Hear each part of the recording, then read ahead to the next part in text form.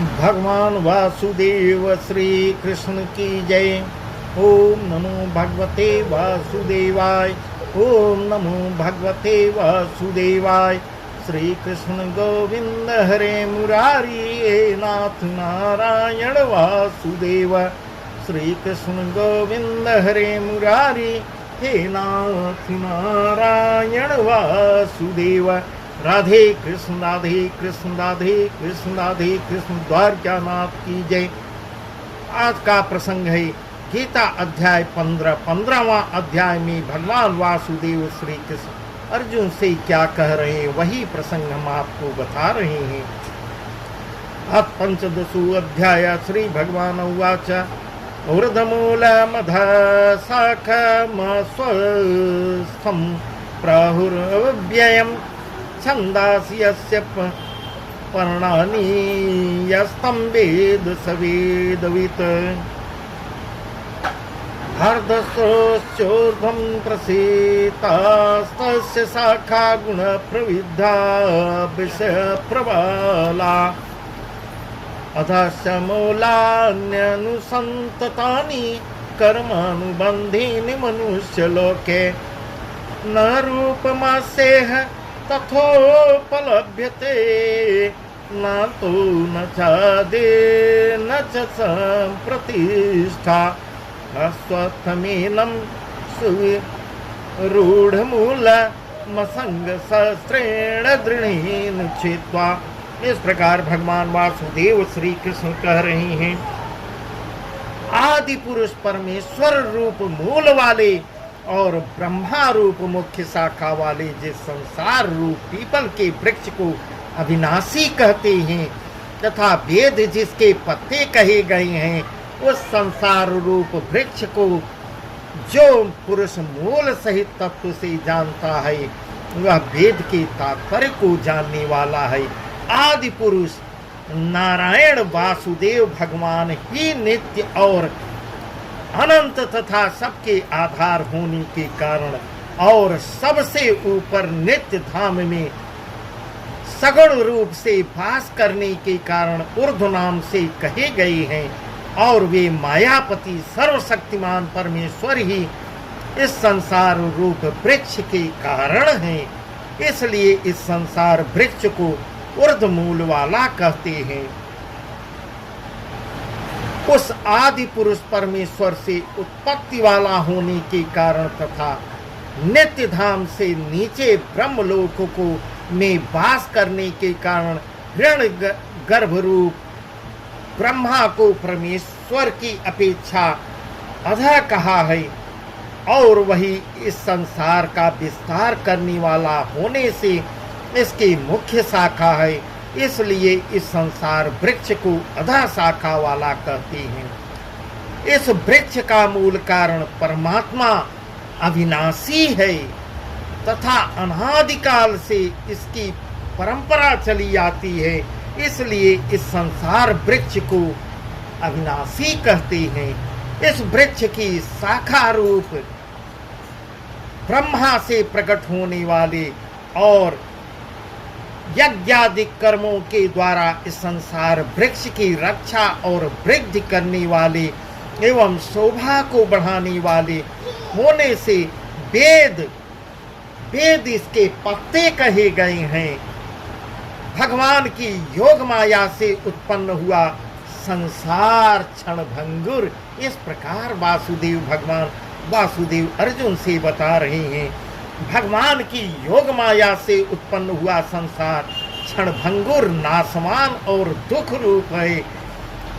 इसके चिंतन को त्याग कर केवल परमेश्वर ही नित्य निरंतर अनन्य प्रेम से चिंतन करना वेद के तात्पर्य को जानना है। इस प्रकार अर्जुन को बहुत अच्छे ढंग से समझाकर भगवान वासुदेव उदाहरण दे देकर समझा रहे हैं। उस संसार वृक्ष की तीनों गुणों रूप जल के द्वारा बढ़ी हुई एवं विषय भोग रूपी कोपलों वाली देव मनुष्य और तिर्यक आदि योनि रूप शाखाएं हैं। नीचे और ऊपर सर्वत्र फैली हुई हैं तथा मनुष्य लोक में कर्मों के अनुसार बांधने वाली अहंता, ममता और वासना रूपी जड़ों को वासना रूपी बता रहे हैं।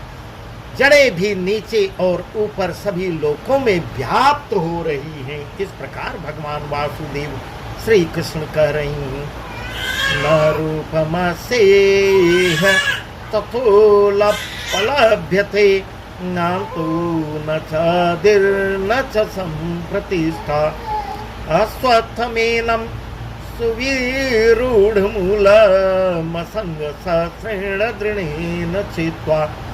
शब्द, स्पर्श, रूप, रस और गंध ये पांचों स्थूल देह और इंद्रियों की अपेक्षा सूक्ष्म होने के कारण उन शाखाओं की गोकुलों के रूप में कही गई हैं। मुख्य शाखा रूप ब्रह्मा से संपूर्ण लोकों के सहित देव, मनुष्य और तिर्यक आदि योनियों की उत्पत्ति और विस्तार हुआ है, इसलिए उनका यहाँ शाखाओं के रूप में वर्णन किया है। अहंता, ममता और वासना रूप मूलों को केवल मनुष्य योनियों के में कर्मों के अनुसार बांधने वाली कहने का कारण यह है कि अन्य सब योनियों में तो केवल पूर्वकृत कर्मों के फल को भोगने का ही अधिकार है और मनुष्य योनि में नवीन कर्मों में करने का भी अधिकार है।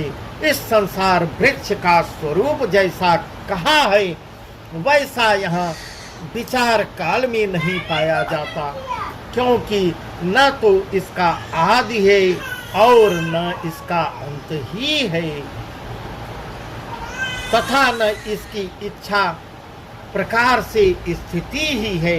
इसलिए इस अहंता, ममता और वासना रूप अति दृढ़ न्योल वाले संसार रूप पीपल के वृक्ष को दृढ़ वैराग्य रूप शस्त्र द्वारा काट कर इस प्रकार भगवान वासुदेव कह रहे हैं, इस संसार का जैसा स्वरूप शास्त्रों में वर्णन किया गया है और जैसा देखा सुना जाता है वैसा तत्व ज्ञान होने के पश्चात नहीं पाया जाता।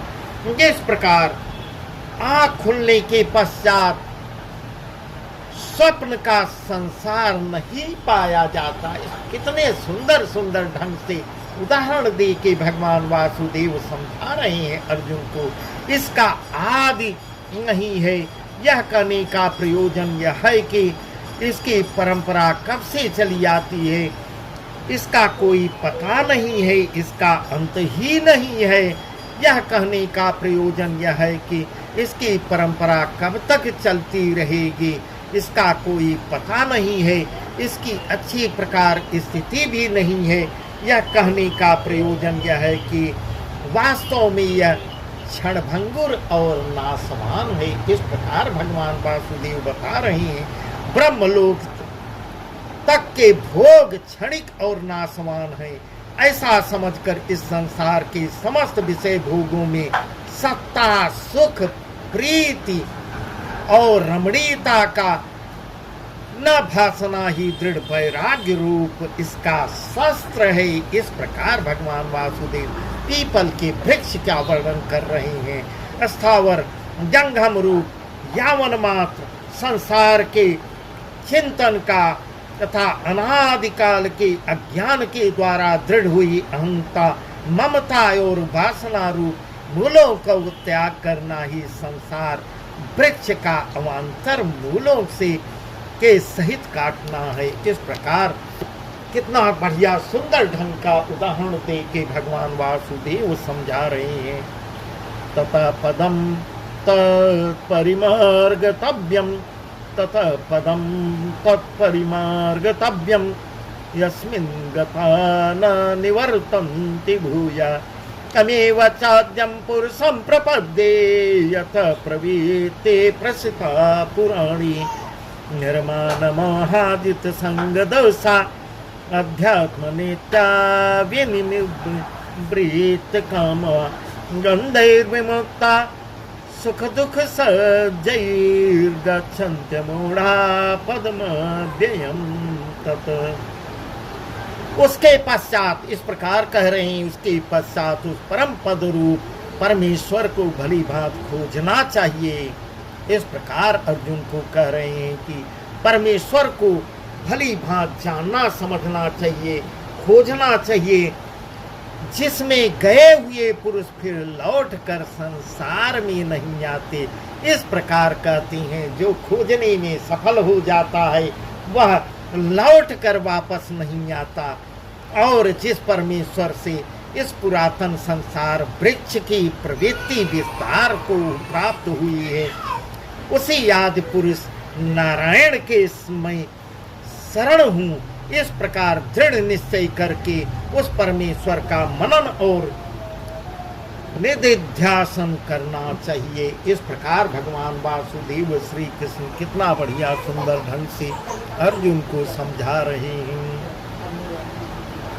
जिनका मान और मोह नष्ट हो गया है, जिन्होंने आसक्त रूप दोष को जीत लिया है, जिनकी परमात्मा के स्वरूप में नित्य स्थिति है और जिनकी कामनाएं पूर्ण रूप से नष्ट हो गई हैं, वे सुख दुख नामक द्वंद्वों से विमुक्त ज्ञानी जन उस अविनाशी परम पद को प्राप्त होते हैं। इस प्रकार बता रहे हैं कि जिनकी सब इच्छाएं उपरोक्त बताई गई समस्त इच्छाओं से परिपूर्ण है, वह अविनाशी परम पद को प्राप्त होता है। न तद्भासयते सूर्यो न शशांको न पावका, यद्गत्वा न निवर्तन्ते तद्धाम परमं मम। ममैवासो जीवलोके जीवभूत सनातन, न खस्तानीन्द्रियाणि प्रकृतिस्थानि करुषति। शरीरं यद्वाप्नोति यच्चाप्युत्क्रामतीश्वर, गृहीत्वैतानि संयाति वायुर्गन्धा निवासयात्। इस प्रकार बता रहे हैं, जिस परम पद को प्राप्त होकर मनुष्य लौटकर संसार में नहीं आते, उस स्वयं प्रकाश परम पद को न सूर्य प्रकाशित कर सकता है, न चंद्रमा और न अग्नि ही। वही मेरा परम धाम है। भगवान वासुदेव श्री कृष्ण की जय। इस प्रकार भगवान वासुदेव बता रहे हैं कि मेरा परम धाम सूर्य के प्रकाश से भी ज्यादा प्रकाशित होता है। इस देह में यह जीवात्मा मेरा ही सनातन अंश है, और वही इन प्रकृति में स्थित मन और पांचों इंद्रियों को आकर्षण करता है। वायु गंध के स्थान से गंध को जैसे ग्रहण करके ले जाता है, वैसे ही देहादि का स्वामी जीवात्मा भी ये शरीर का त्याग करता है। उससे इन मन सहित इंद्रियों को ग्रहण करके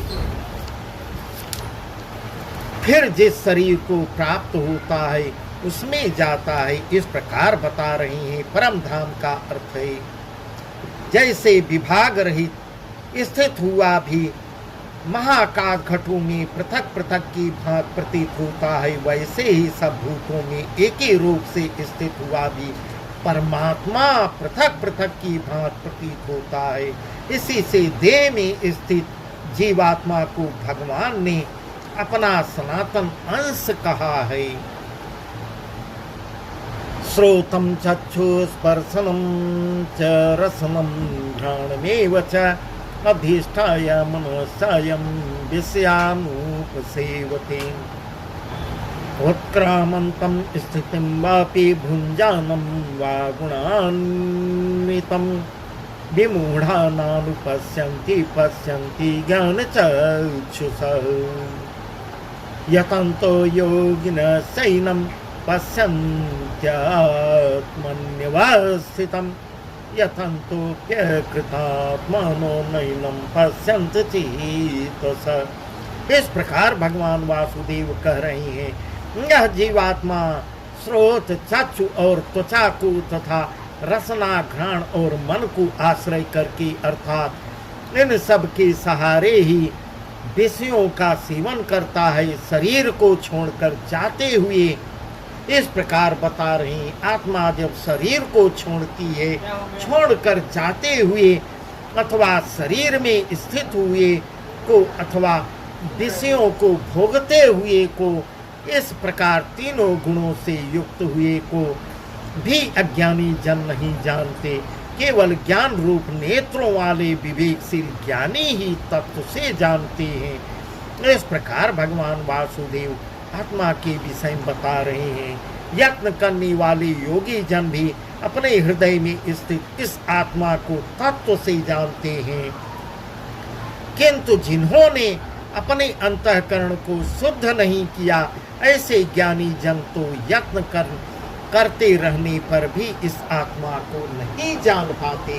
इस प्रकार बहुत ही सुंदर ज्ञान की बातें अर्जुन को बता रहे हैं। भगवान वासुदेव श्री कृष्ण की जय। बस आज का प्रसंग यहीं तक, आगे का प्रसंग हम आपको कल बताएंगे। भगवान वासुदेव श्री कृष्ण की जय।